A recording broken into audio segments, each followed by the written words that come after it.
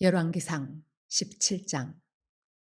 길르앗에 우거하는 자 중에 디셉 사람 엘리야가 아합에게 말하되, 내가 섬기는 이스라엘의 하나님 여호와께서 살아계심을 두고 맹세하노니 내 말이 없으면 수년 동안 비도 이슬도 있지 아니하리라 하니라.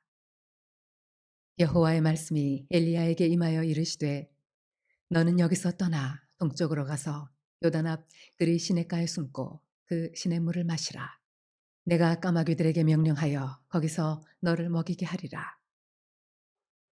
그가 여호와의 말씀과 같이 하여 곧 가서 요단 앞 그리 시냇가에 머물매, 까마귀들이 아침에도 떡과 고기를, 저녁에도 떡과 고기를 가져왔고, 그가 시냇물을 마셨으나 땅에 비가 내리지 아니하므로 얼마 후에 그 시내가 마르니라.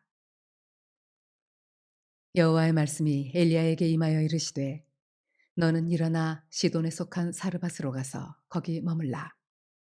내가 그곳 과부에게 명령하여 내게 음식을 주게 하였느니라. 그가 일어나 사르밧으로 가서 성문에 이를 때 한 과부가 그곳에서 나뭇가지를 줍는지라. 이에 불러 이르되, 청하건대 그릇에 물을 조금 가져다가 내가 마시게 하라. 그가 가지러 갈 때에 엘리야가 그를 불러 이르되, 청하건대 내 손에 떡 한 조각을 내게로 가져오라. 그가 이르되, 당신의 하나님 여호와께서 살아계심을 두고 맹세하노니 나는 떡이 없고 다만 통에 가루 한 움큼과 병에 기름 조금뿐이라. 내가 나뭇가지 둘을 주어다가 나와 내 아들을 위하여 음식을 만들어 먹고 그 후에는 죽으리라. 엘리야가 그에게 이르되, 두려워하지 말고 가서 내 말대로 하려니와 먼저 그것으로 나를 위하여 작은 떡 한 개를 만들어 내게로 가져오고 그 후에 너와 내 아들을 위하여 만들라.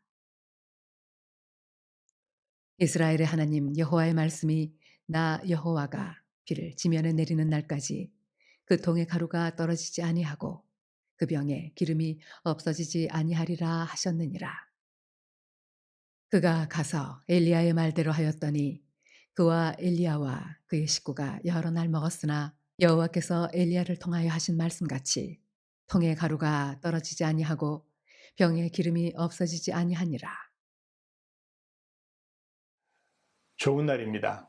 성령님께서 오늘도 여러분들의 심령 가운데 큰 은혜와 평강으로 함께해 주시기를 주님의 이름으로 축복합니다.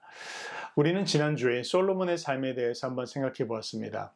그의 시작, 그의 사역의 초기는 참으로 겸손하게, 또 하나님 앞에 어린아이와 같은 마음으로, 또 종의 마음으로 그의 삶과 사역을 시작하였지만, 그러나 그의 인생 후반부 하나님께서 말씀하신 율법을 어김으로 말미암아 하나님을 떠나고 믿음을 떠나고 또 우상을 섬기며 심지어는 그렇게 배교하는 그런 모습들까지를 우리가 한번 생각해 보았습니다.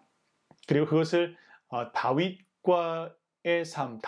삶과 비교해서 우리가 한번 생각해 보았는데요. 가장 큰 차이는 하나님께서 우리의 삶 가운데 허락하시는 광야의 시간, 또 연단의 시간, 훈련의 시간을 어떻게 지나갔느냐, 거기에 큰 차이가 있다라는 거, 그런 부분들에 우리가 중점을 두고 한번 생각해 보았습니다. 자, 오늘은 우리가 그 이후 이제 이스라엘은 분열되게 되죠. 그래서 분열 왕국 북이스라엘과 남유다로 나눠지게 되는데요. 북이스라엘에서 사역했었던 한 선지자에 대한 부분들을 생각해 보기를 원합니다. 그것이 바로 이제 엘리야인데요. 엘리야 선지자는 아합 왕 시대 때의 사역을 했던 선지자입니다. 이 아합 왕은요, 솔로몬을 기준으로 했을 때 약 한 50년 정도 뒤에 이제 일어나서 사역했던 왕인데요. 7대 왕입니다. 자, 그런데 이스라엘 역사 속에서 봤을 때 가장 악한 왕 중에 한 명을 꼽으라고 그러면 아마 이 아합 왕을 이야기할 것입니다. 자, 그런데요, 이 아합 왕은 마찬가지로 솔로몬처럼 정략 결혼으로 자기 인생을 망치는 그런 모습들을 볼 수 있습니다. 북이스라엘의 더 북쪽에 보면 페니키아라는 연맹체가 있었습니다. 그 중에 한 도시국가인 시돈에 엣바알이라는 왕이자 제사장의 그 딸인데요. 이세빌이라는 여자와 함께 결혼을 하게 됩니다. 자, 그런데 그 아버지 그 엣바알이라는 사람은 그 이름도 바알인데요. 바알과 함께하는 자, 바알과 동행하는 자 그런 의미를 가집니다. 바알을 굉장히 추종했던 것 같아요. 그래서 바알을 섬겼던 제사장이었다라고 보통 그렇게 학자들은 이야기를 합니다.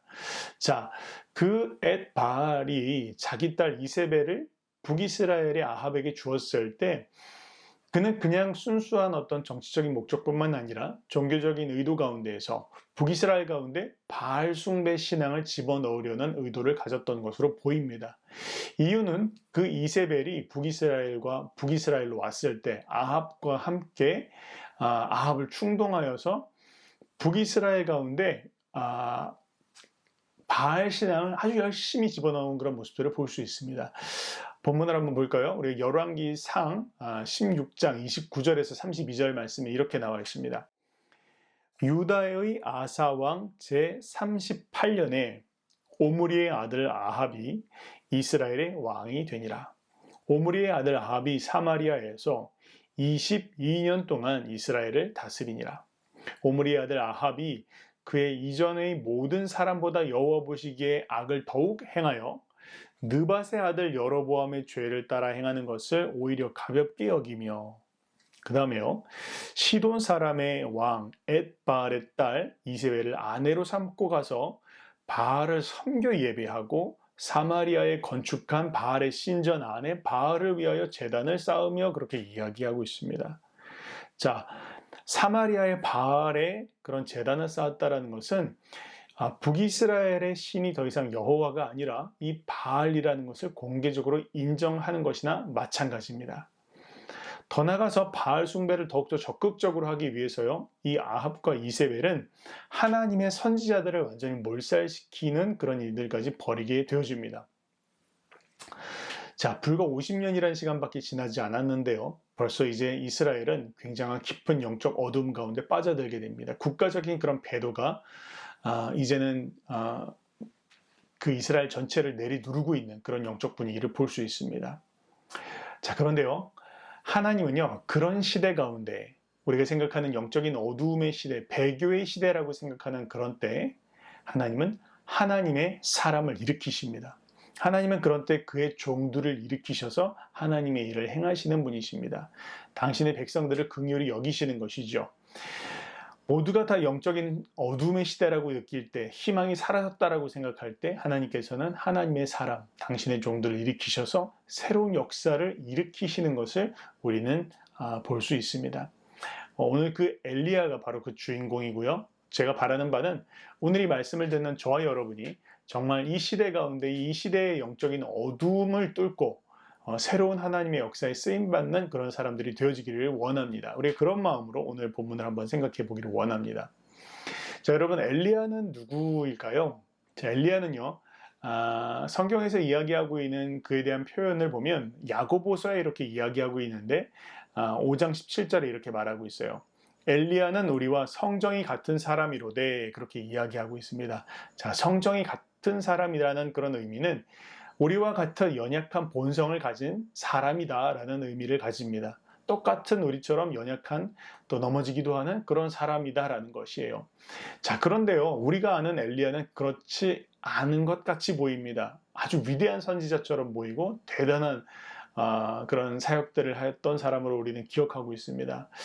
자, 여기에 우리의 질문이 생기게 되는 그런 지점인 것 같아요. 무엇을 우리가 한번 생각해 보게 되냐면, 아니, 어떻게 이렇게 평범한 사람이 성경이 이야기하고 있는 우리와 같은 성정을 가진 인간적인 연약함을 가졌다라는 그 사람이 이렇게 하나님의 위대한 일을 위해서 쓰임받을 수 있었을까? 그 비결은 무엇이었을까?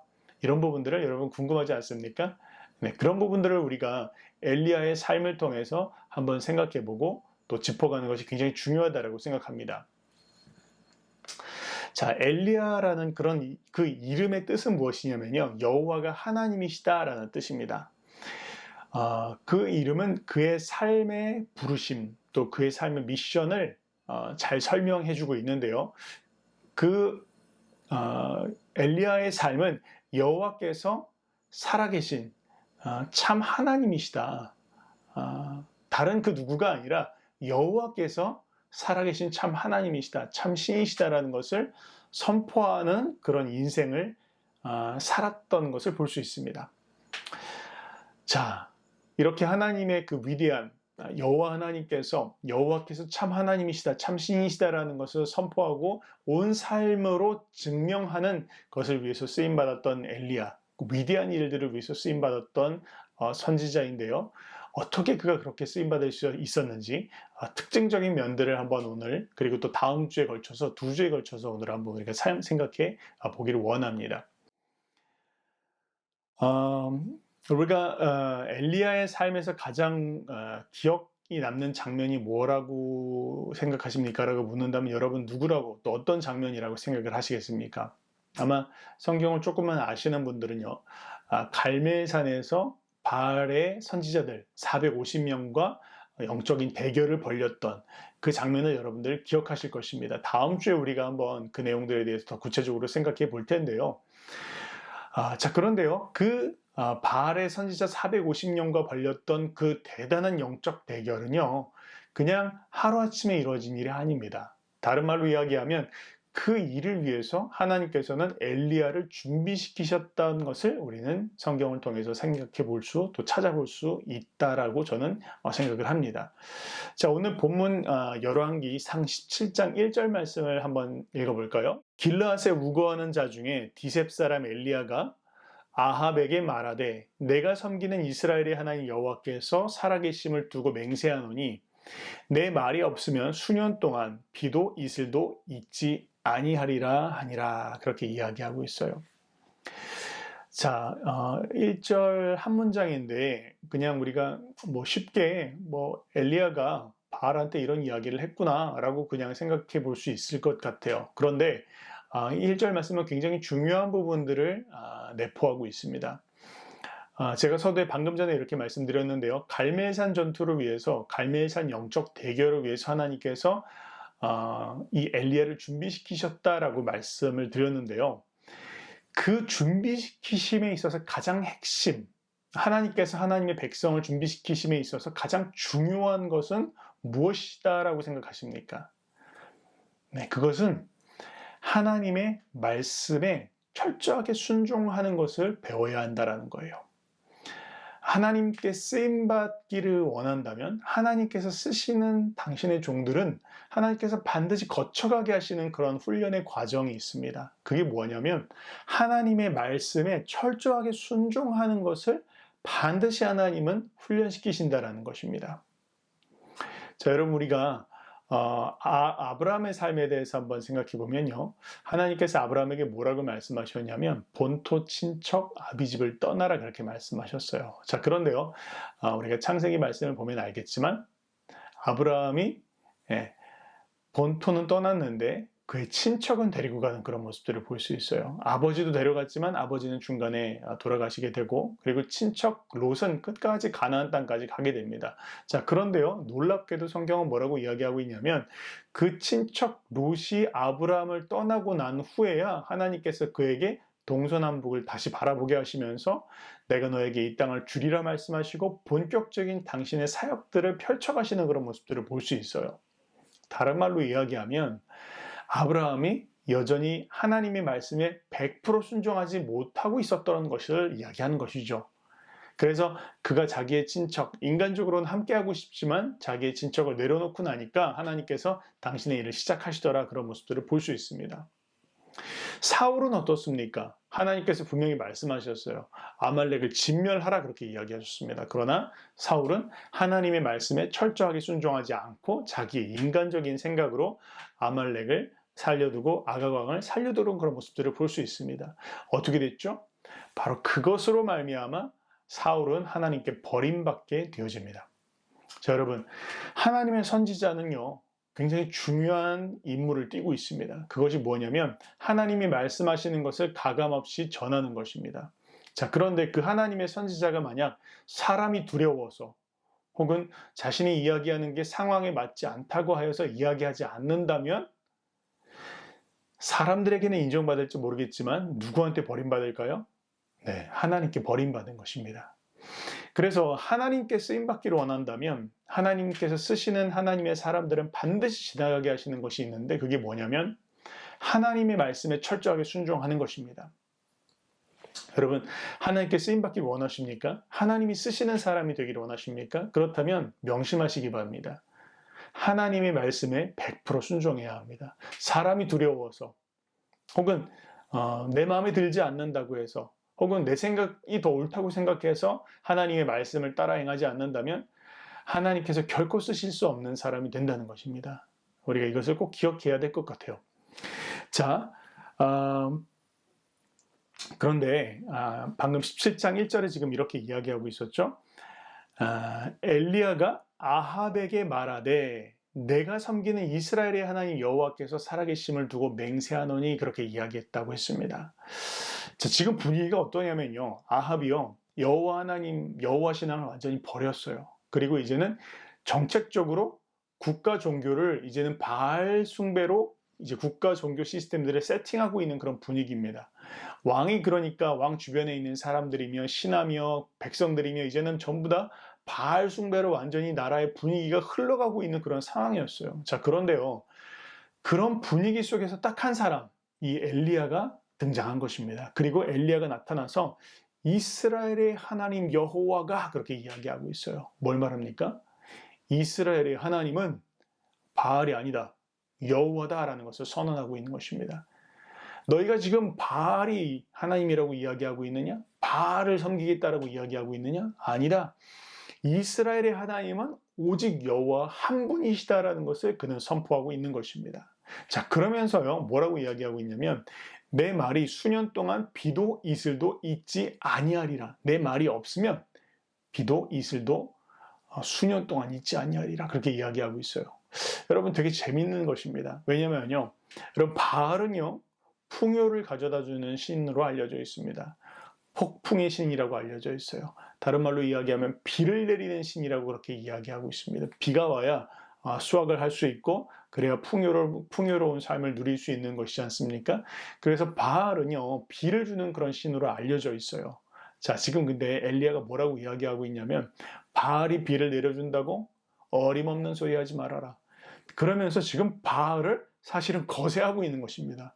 여호와 하나님께서 비를 내려주시는 것이지, 비건 이슬이건 여호와 하나님께서 주시면 주시는 것이고 아니 주시면 아니 주시는 것이지, 바알이 뭘 할 수 있다는 것이냐라고 지금 하면서 바알을 완전히 꺾어버리고 있는 그런 모습들을 볼 수 있습니다. 자, 그의 말의 선포가 이렇게 나갔다라는 것이에요. 자, 여러분, 쉽게 할 수 있겠습니까? 지금 자기가 그렇게 이야기하면 자기 목이 달아날 수 있는 것입니다. 사회 분위기가, 영적 분위기가 그렇지 않은 거예요. 그럼에도 불구하고 그는 여호와 하나님께서 참 하나님이시다라고 가감없이 선포하고 있는 그런 모습들을 볼 수 있습니다. 사랑하는 여러분, 우리가 하나님께 쓰임받기를 원하십니까? 그렇다면 우리가 하나님의 말씀에 100% 가감없이 전하는 것, 또 그 하나님이 말씀하신다면 가감없이 행하는 것, 그것부터 우리가 시작해야 할 것입니다. 자, 더 나가서요. 그런데 기억해야 될 건, 하나님 앞에 그렇게 순종하며 나갈 때 하나님께서 순종하는 자들에게 주시는 것이 있어요. 그게 뭐냐면요, 입술의 권세입니다.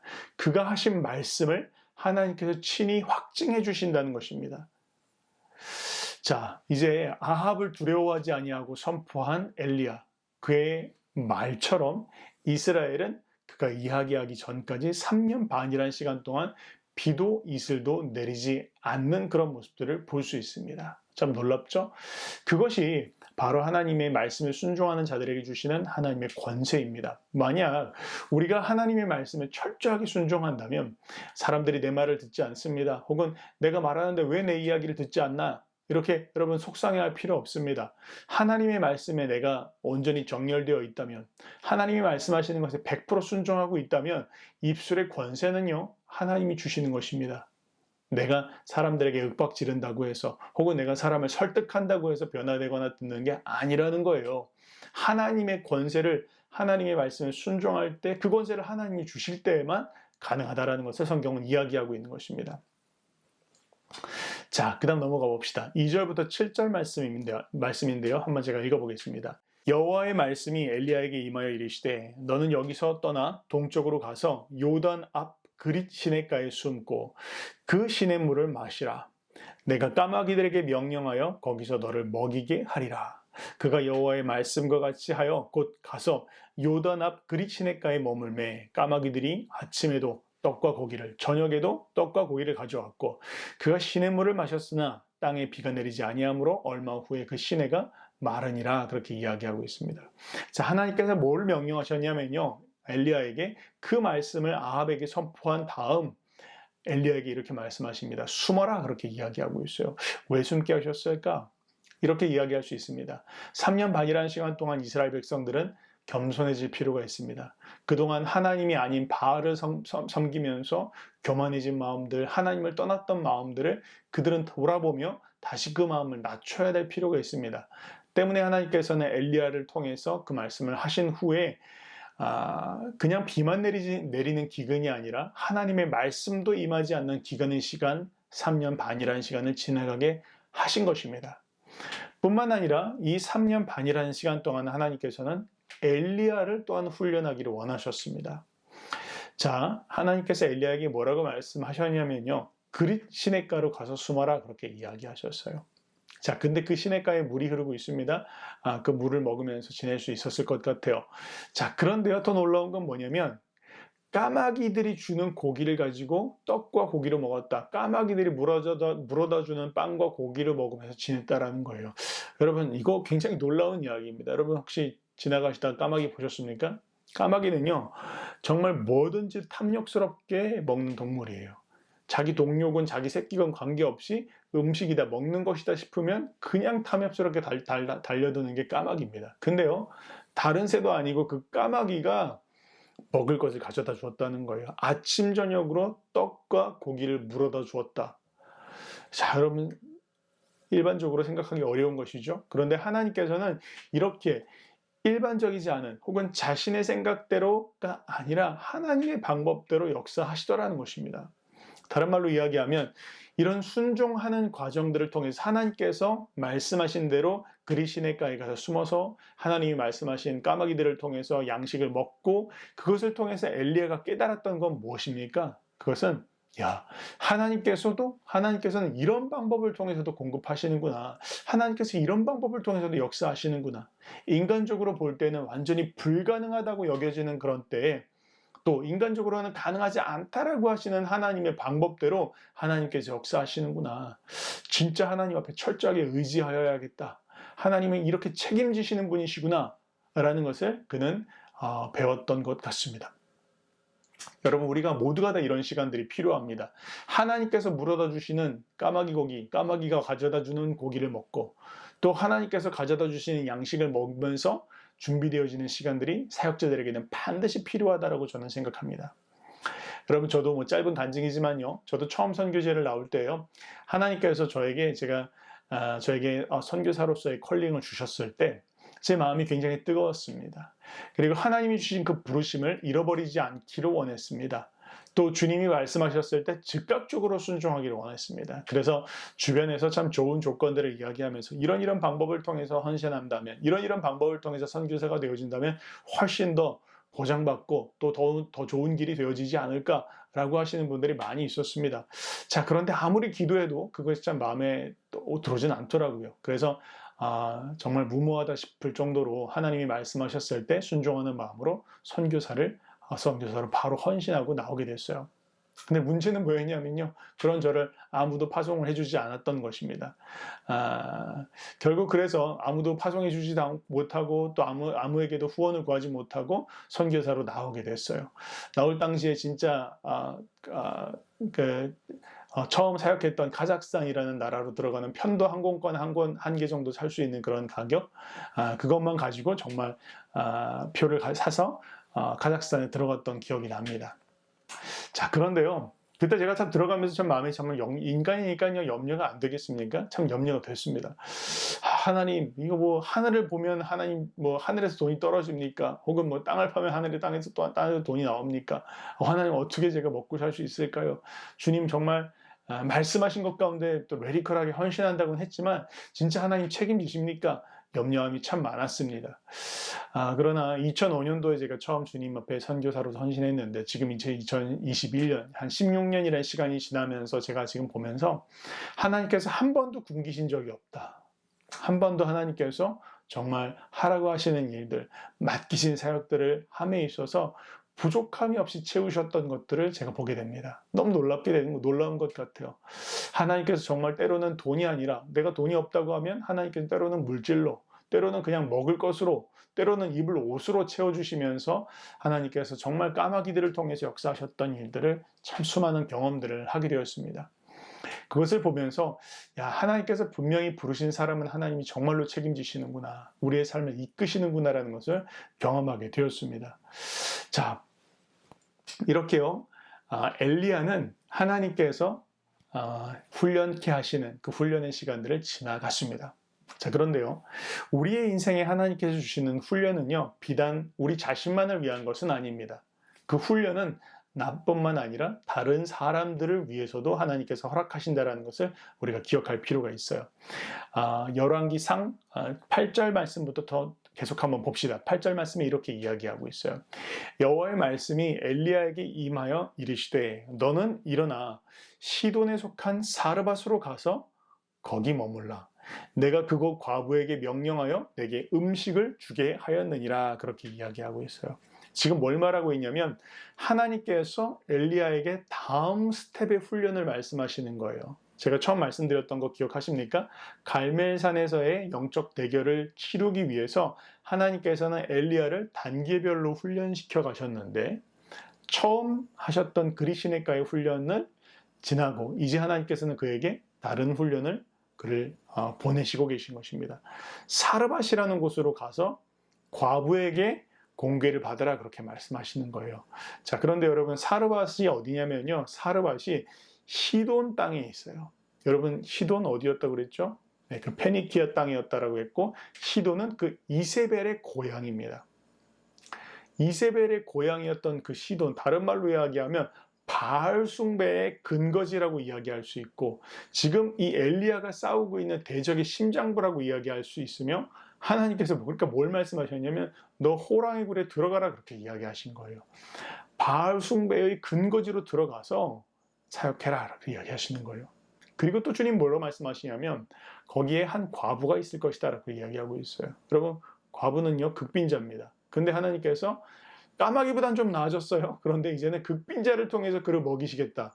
상당히 이해가 안 되는 것입니다. 그러나 엘리야는 이해가 안 되는 것이지만 또 하나님의 명령에 순종해서 그의 발걸음을 걷습니다.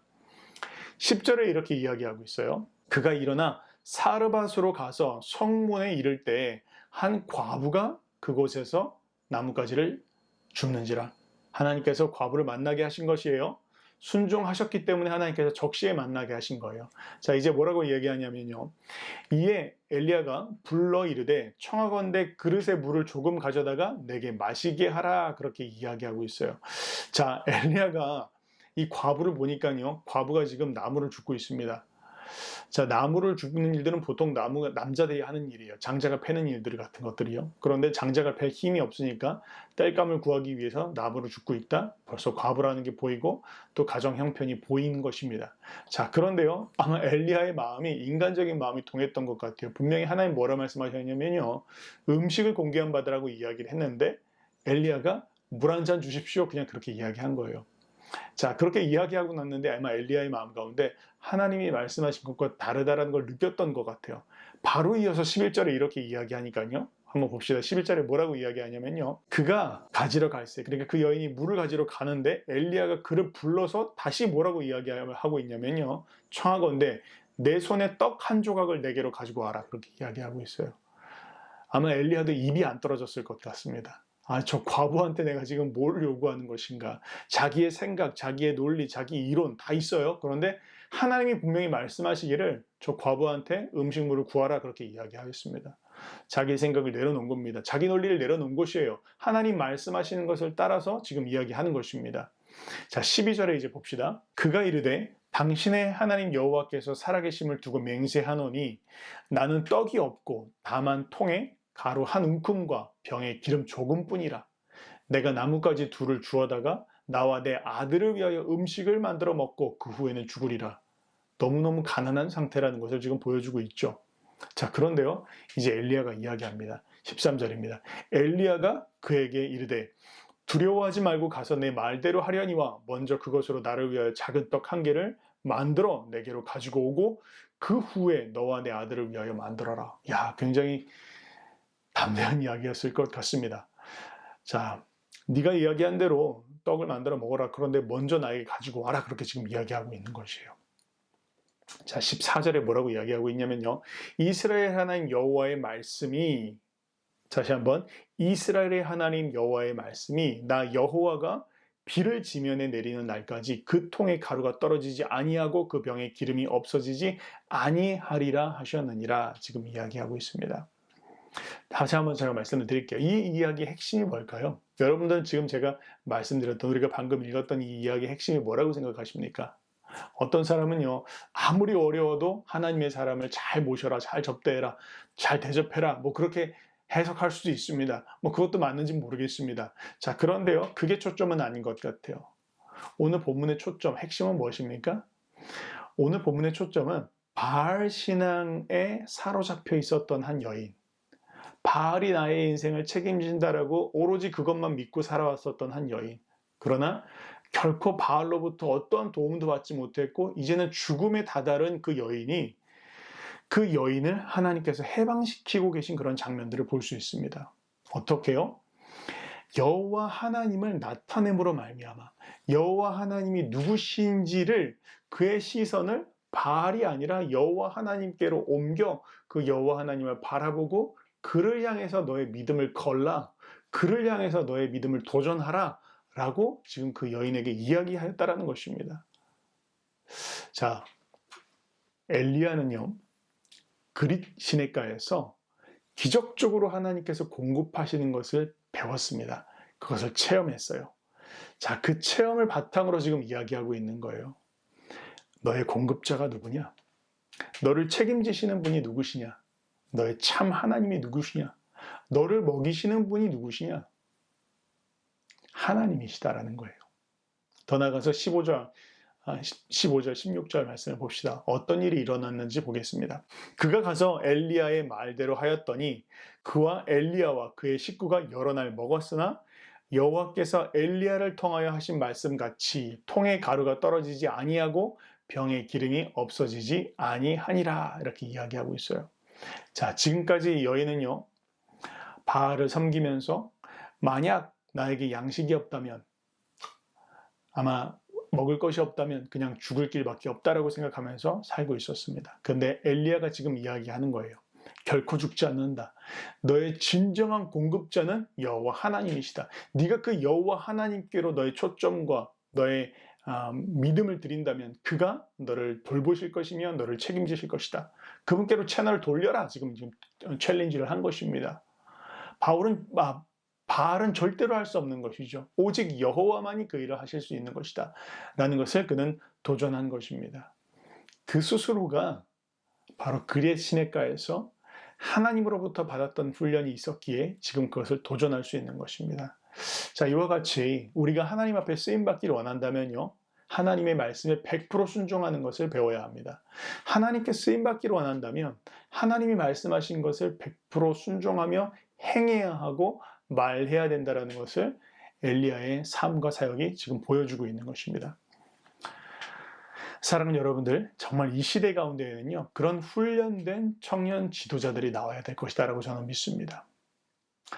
이런 아합의 때와 같이 지금도 영적인 미혹 가운데 우리는 살아가고 있습니다. 사람들이 여호와 하나님을 섬기지 않습니다. 그를 더 이상 경외하지 않습니다. 그리고 우상 숭배를 가운데로 사람들은 빠져가고 있습니다. 인본주의와 만몬주의 가운데로 사람들은 전부 다 빠져서 살아가고 있습니다. 그런 만몬에게 사로잡혀가고 있는 이런 우리 세대의 이 청년 세대들을 누가 살릴 수 있을까요? 누가 건져낼 수 있을까요? 그들 가운데에서 누가 하나님의 일들을 행할 수 있을까요? 여러분, 참 보면요, 사람들은 마치 돈이 없으면 죽을 거라고 생각하고 살고 있습니다. 만몬이 모든 걸 책임져 준다고 생각하고 있어요. 만몬이라고 이야기하지 않죠. 그러나 돈이 없으면, 직장이 없으면, 내 미래가 보장되지 않으면 두려워하고 염려하고 근심하면서 살아가고 있습니다. 여러분, 그것이 만몬입니다. 만몬이 하나님의 사람들을, 당신의 백성들을, 혹은 하나님의 형상대로 지음받은 인간들을 돈이라는 것을 통해서, 물질이라는 것을 통해서 쇠사슬로 묶고 있는 것입니다. 사람들에게, 청년들에게 요즘 마치 그런 것 같아요. 그냥 장난감 몇 개 던져주고 네가 이것 갖고 그냥 만족하면서 살아가라 라고 하고 있는 것 같습니다. 우리 인생을 향한 하나님의 뜻과 부르심이 있는데, 우리 인생을 향한 하나님의 위대한 콜링이 있음에도 불구하고, 왕 같은 제사장으로서 하나님의 나라를 이 땅 가운데 가지고 오는 일들을 위해서 부름받은 사람들임에도 불구하고, 만몬은 사람들을 겁주며 두려워하며, 내가 너한테 돈을 주지 않으면 네가 어떻게 살 수 있어? 내가 너한테 직장을 주지 않으면 네가 어떻게 살 수 있어? 그렇게 위협하고 있습니다. 협박하고 있습니다. 사랑하는 청년 여러분들, 속아서는 안 됩니다. 우리를 돌보시는 분이 누구십니까? 우리를 먹이시는 분이 누구십니까? 여호와 하나님이십니다. 그분 한 분만이 우리를 책임지시고 그분 한 분만이 우리를 돌보시는 분이시다라는 것을 우리가 기억하여야 할 것입니다.